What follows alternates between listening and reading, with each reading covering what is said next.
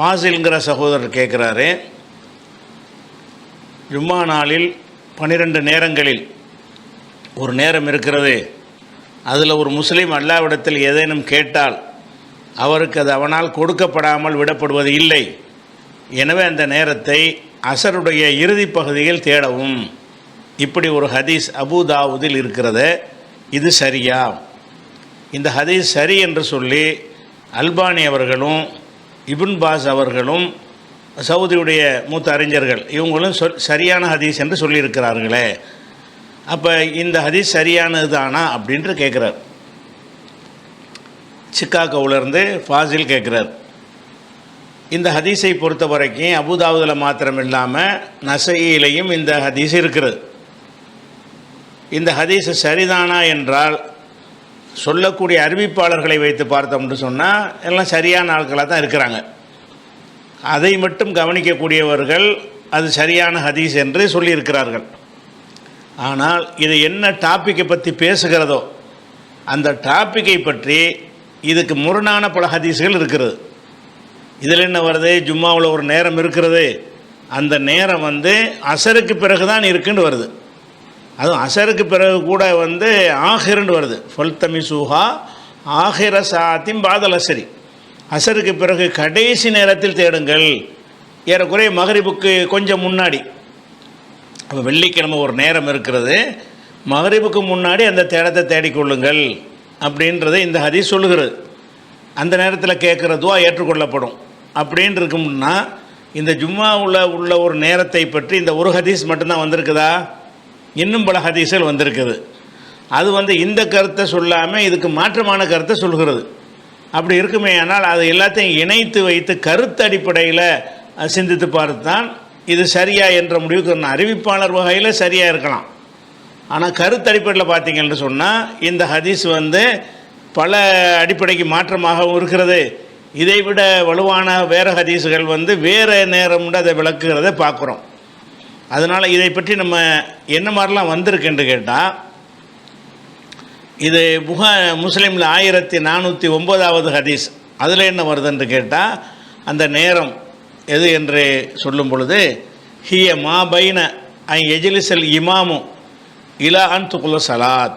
ஜும்மாவில் ஒரு நேரம் இருக்கிறது, அந்த நேரம் எதுவென்று சொன்னால், இமாம் உட்கார்வாரில் மெம்பரில் பயான் பண்ணுறதுக்கு முன்னாடி பாங்கு சொல்லும்போது உட்கார்ந்துருப்பார்ல, அவர் உட்கார்ந்ததில் இருந்து தொழுகையை முடிக்கிற வரைக்கும் அது இருக்கிறது. இமாம உட்கார்ந்ததில் இருந்து தொழுகையை முடிக்கும் வரைக்கும் அந்த நேரம் இருக்குது என்று ரசூல் ஸல்லல்லாஹு அலைஹி வஸல்லம் சொன்னதாக முஸ்லீமில் ஒரு ஹதீஸ் இருக்கிறது.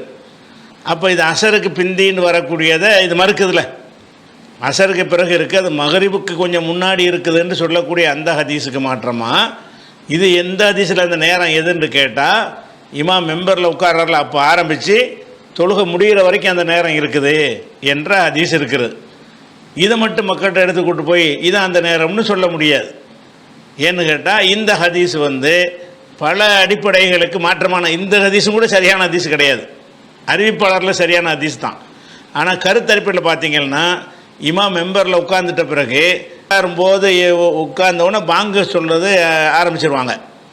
பாங்கு சொல்லும்போது நீங்கள் துவா செய்வீங்களா? இமாம் மெம்பரில் உட்கார்ந்தவுடனே நடக்கிற காரியம் என்ன?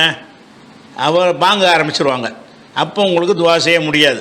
பாங்கு சொல்லும்போது நீங்கள் பாங்கை தான் கேட்கணுமே தவிர அந்த நேரத்தில் துவா செய்ய முடியாது. அதுக்கப்புறம் அவர் எந்திரிச்சு பயான் பண்ண ஆரம்பிச்சிடுறாரு, அப்போ நீங்கள் துவா செய்யலாமா? அந்த நேரத்தில் நீங்கள் கேட்கவுள்ள செய்யணும். உரை நிகழ்த்த ஆரம்பித்துட்டார்னு சொன்னால் அவன் கேட்டுக்கிட்டு தான் இருக்கணும் என்று புகாரியில் 883வது ஹதீஸ் இருக்கிறது. பக்கத்தில் இருக்கிறவனை பார்த்து நீ பேசாதன்னு சொன்னால் கூட நம்முடைய தொழுகை வீணாயிரும் என்கிற கருத்துப்பட 934 புகாரி அதுலேயும் ஹதீஸ் இருக்கிறது. அப்போ இமாம் உரை நிகழ்த்தும் போது நீங்கள் கேட்க இயலாது, அதுக்கப்புறம் தொழுகை வந்துடுது. அப்போ அந்த தொழுகைக்குள்ளேயும் கேட்க இயலுமான்னா தொழுகைக்குள்ளே கேட்கலாம். ஆனால் இந்த இமாம் மெம்பரில் ஏறினதில் இருந்து தொழுகை வரைக்கும்னு வரும் பொழுது அதெல்லாம் தொழுகை கூடாத துவா செய்யக்கூடாத நேரமாவில் இருக்குது. இமாம் மெம்பரில் ஏறி உட்காரும்போது உட்கார்ந்தவொன்னே பாங்கு சொல்லுவாங்க, பதில் சொல்லணும். பாங்கு சொல்லி முடிச்சோன்னே எந்திரிச்சு உரை நிகழ்த்த ஆரம்பிச்சிருவார். உரை நிகழ்த்தின உடனே உரையை கேட்கணும். நீங்கள் உரையை கேட்குற நேரத்தில் துவா செஞ்சிட்ருக்க முடியாது. அப்போ இந்த ஹதீஸ் வேறு ஒரு நேரத்தை சொல்கிறது, இது வந்து துவா செய்வதற்குரிய ஒரு நேரமாக இல்லை. துவா செய்வது உள்பட எல்லா காரியமும் தடுக்கப்பட்டு இமாம் சொல்வதை காது கொடுத்து கேட்க வேண்டிய ஒரு நேரத்தை வந்து துவா செய்கிற நேரம் என்று இதில் காட்டப்படுகிறது. அப்போ அந்த நேரம் எதுன்னு சொல்லி அறிவிக்கிற விஷயத்தில் சில சஹாபி அறிவிக்கிறல இப்படி ஒரு பிழையான ஒரு செய்தியை சொல்கிறாங்க. இன்னொரு ஹதீஸில் முஸ்லீமில் என்ன வருதுன்னு கேட்டால், ரசூல் ஸல்லல்லாஹு அலைஹி வஸல்லம் அவர்கள் இந்த ஜும்மாவுடைய நாளில் ஒரு நேரம் இருப்பதை பற்றி சொன்னார்கள். சொல்லும்போது என்ன சொன்னார்கள்னா, ஃபீஹி சாஅத்துன், அந்த ஜும்மா நாளில் ஒரு நேரம் இருக்கிறது.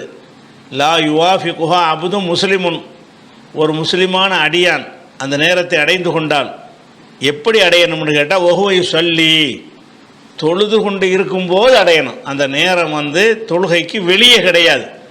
ஒஹுவ யுஸல்லி, தொழுது கொண்டு நிறையிலே அந்த நேரத்தை அடைந்து யஸ்அலுல்லாஹ ஷையா, அதில் அல்லாஹ்விடத்தில் அவன் கேட்பானேயானால் இல்லா அல்தாஹு இய்யாஹு, அவனுக்கு அதை எல்லாம் கொடுக்காமல் இருப்பதில்லை. அப்போ ஜும்மாவில் ஒரு நேரம் இருக்கிறது. அந்த நேரத்தில் வந்து தொழுது கொண்டு நீ இருக்கணும். தொழுது கொண்டு இருக்கும் பொழுது தொழுகைக்குள்ளே துவா செய்யணும். அப்படி செய்வாயானால் அதை ஏற்றுக்கிடுவான் என்ற மாதிரி இந்த ஹதீஸில் அந்த துவா செய்கிற நேரம் வந்து தொழுகைக்கு உள்ளே தான் இருக்குது அப்படின்னு சொல்லிடுறாங்க. இந்த ஹதீஸ் வந்து இப்போ நீங்கள் கேட்டிருக்கிற ஹதீஸுக்கு மாற்றமாக இருக்குது. எப்படி மாற்றமாக இருக்குது? அசருக்கு பிறகுன்னு அங்கே வருது. அசர் பிறகு தொழுவலாமா? அந்த துவா தொழுகையில் தான் கேட்கணும்னு வந்துருச்சுல. அசருக்கு மகரிபுக்கு முன்னாடி வரைக்கும் தொழுகை இருக்குதா? அன்றைய அசரைத்தான் நீங்கள் தொழுவலாமே தவிர, அசர் தொழுதுக்கு பிறகு இன்னொரு தொழுகையை தொழுது அதில் துவா செய்கிறது ஒன்று இருந்தால் தான் நீங்கள் எந்த ஹதீஸை பற்றி கேட்டீங்களோ அந்த ஹதீஸ் சரின்னு சொல்ல முடியும். கருத்தடிப்படையில் அசருக்கு பிறகு தொழுகக்கூடாது என்று தடை இருக்கும் பொழுது அந்த நேரத்தில் தான் அந்த துவா ஏற்றுக்கொள்ளப்படுற நேரம் இருக்குன்னு சொல்லுமையானால் இந்த ஹதீஸை ஏராளமான அறிஞர்கள் சரின்னு இருக்கிறாங்க. அந்த நேரத்தில் தான் அது இருக்குதுன்னு சொல்லியிருக்கிறார்கள். ஆனால் அவங்க எதை கவனிக்கலை, அந்த துவா செய்வது வந்து தொழுத நிலையில் துவா செய்யணும்னு வருதுல.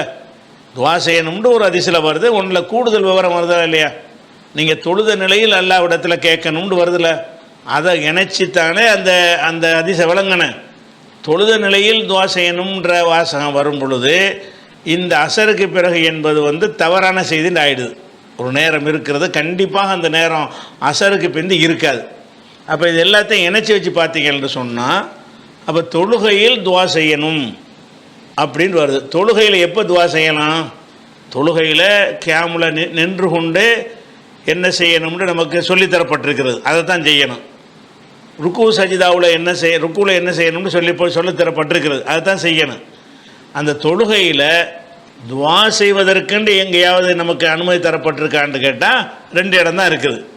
ஒன்று வந்து அத்தஹியாத் இருப்பில், அத்தஹியாத்தில் ஓத வேண்டியதெல்லாம் ஓதி முடித்ததுக்கு பிறகு அதில் என்ன செய்யலான்னு கேட்டால், சும்மா எத்தஹையர் மின துவாய் ஆஜபகு இலைஹி, அவர் விருப்பமான துவாவை தேர்ந்தெடுத்து துவா செய்து கொள்ளலாம் என்று ரசூல் ஸல்லல்லாஹு அலைஹி வஸல்லம் சொன்ன செய்தி புகாரியில் 835வது ஹதீஸில் இருக்கிறது. அப்போ தொழுகையிலே தொழுகையிலையும் இருக்கணும். அதில் துவா செய்தவனாம் இருந்தால் அது கண்டிப்பாக எல்லாம் ஏற்றுக்கிறோமா வெள்ளிக்கிழமைக்குன்னு இருந்தால் அந்த நேரம் வந்து அத்தஹியாத்தில் தான் துவா கேட்குறவங்களுக்கு அனுமதிக்கப்பட்ட ஒரு நேரம். இன்னும் ஒரு நேரம் என்னென்னு கேட்டால் வந்து சஜிதா. இது முஸ்லீமில் வரக்கூடிய ஹதீஸ் என்னென்னு கேட்டால், அக்ரபு மா யகூனுல் அப்து மின் ரப்பிஹி வஹுவ சாஜிதுன், ஒரு அடியான் சஜிதா செய்யும் பொழுதுதான் அல்லாஹ்வுக்கு ரொம்ப நெருக்கமாக இருக்கிறான். ஃபக்ஸிரு ஃபிஹ துவா, அதில் நீங்கள் துவாக்களை அதிகப்படுத்தி கொள்ளுங்கள் அப்படின்ற ஹதீஸும் இருக்குது. அப்போ எல்லாத்தையும் மெர்ஜி பண்ணி இணைத்து பார்க்கக்கூடிய நேரத்தில் அந்த மெம்பரில் அமர்ந்ததில் இருந்துன்னு வருதில்ல, மெம்பரில் அமர்ந்ததில் இருந்து அந்த நேரம் வராது. அப்படி அந்த ஹதீஸ் வந்தாலும் அது வந்து வேறு ஒரு தடை இருக்குது. வேறு ஒரு தடை செய்யப்பட்ட ஒரு நேரத்தை ரசூலுல்லாஹ் சொல்லியிருப்பாங்க.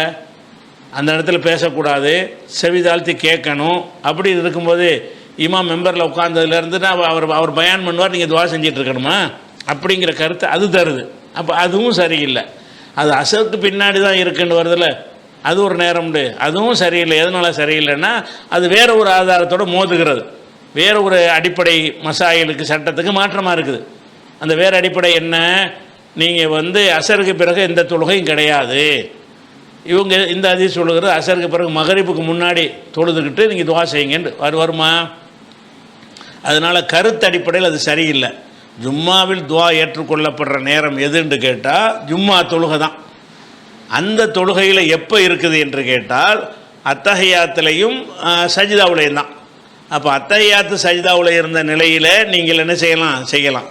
அல்ல ஜும்மா தொழுகையில் ஒரு நேரம் இல்லாமல் கூட போயிட்டா கூட அந்த ஜும்மா நாளில் ஜும்மாவுக்கு பின்னாடி தொழுவீங்கல்ல ஒரு தொழுகை சுன்னத்து, அந்த மாதிரி தொழும் பொழுது அதில் ஓதுனாலும் அது கட்டுப்படுத்தும். தொழுத நிலையில் அல்லாட்ட கேட்கணும். ஜமாத்தில் ஜும்மா தொழுவும் போது அவர் டைம் தரமாட்டார், அத்தஹியாத்து ஓதணும்னு அவர் செலாம் கொடுத்துருவார். அப்போ அந்த வாய்ப்பு உங்களுக்கு செய்ய முடியாமல் போகணுமே. ஜும்மா தொழுகைக்குள் என்று அங்கே வரல. அன்றைய தினத்தில் தொழுகையில் இருந்து கொண்ட நிலையில் ஒருவர் துவா செய்வாரையானால் என்று தான் இருக்கிறது. அது ஒன்று ஜும்மா தொழுகையாக இருக்கலாம், அல்ல ஜும்மாவுக்கு பிந்தி நீங்கள் தொழக்கூடிய சுன்னத் தொழுகையாக இருக்கலாம். சுன்னத் தொழுகையாக இருப்பதற்கு அதிக வாய்ப்பு இருக்கிறது. அதனால் ஜும்மாவுக்கு பிறகு சுன்னத் தொழுகையில் அத்தஹியாத்தில் இருந்து கொண்டு நீங்கள் வேணுங்கிறதெல்லாம் கேளுங்க. அது துவா ஏற்றுக்கொள்ளப்படுற ஒரு நேரம் அப்படின்னு முடிவெடுக்கிறது தான் சரியாக இருக்கும். இந்த அசருக்கு பிறகு அந்த நேரத்தை தேடுங்கள்ங்கிறது சனது அடிப்படையில், அறிவிப்பாளர் அடிப்படையில் அது சரி என்று வந்தாலும் கருத்து அடிப்படையில் அது பிழையானது. அதிகமான அறிஞர்களை சரி கண்டிருந்தாலும் அவங்களே சொல்லுவாங்க அசருக்கு பிறகு தொழுலாமான்னா தொழக்கூடாதுமாங்க. அப்போ எப்படி துவா செய்வது? தொழுகைக்கு உள்ளேயில் அந்த துவா செய்ய சொல்லியிருக்கு, தொழுது விட்டு வெளியே கேட்க சொல்லலை. ஒவ்வொரு சொல்லி தொழுதுகிட்டு இருக்கும்போதே அந்த துவா செய்யணும்னு சொன்னால் அந்த தொழுகை துவாவுக்கு உள்ளே, அந்த துவா தொழுகைக்கு உள்ளே அமைந்திருக்கணும். அப்போனா அந்த ஜும்மா தொழுகையில் உள்ள அத்தஹியாத்து ஏற்புலையோ அல்ல ஜும்மாவுக்கு பிறகு நம்ம தொழக்கூடிய சுன்னத் தொழுகையிலையோ அத்தஹியாத்தில் சஜிதா அதில் இருந்து கொண்டு நம்முடைய தேவைகளை கேட்டோமே ஆனால் கண்டிப்பாக ஏற்றுக்கொள்ளப்படுற ஒரு டைம் அது அப்படின்னு ரசூலுல்லாஹ் சொல்லியிருக்கிறாங்க. அதுதான் சரியானதாக இருக்குது.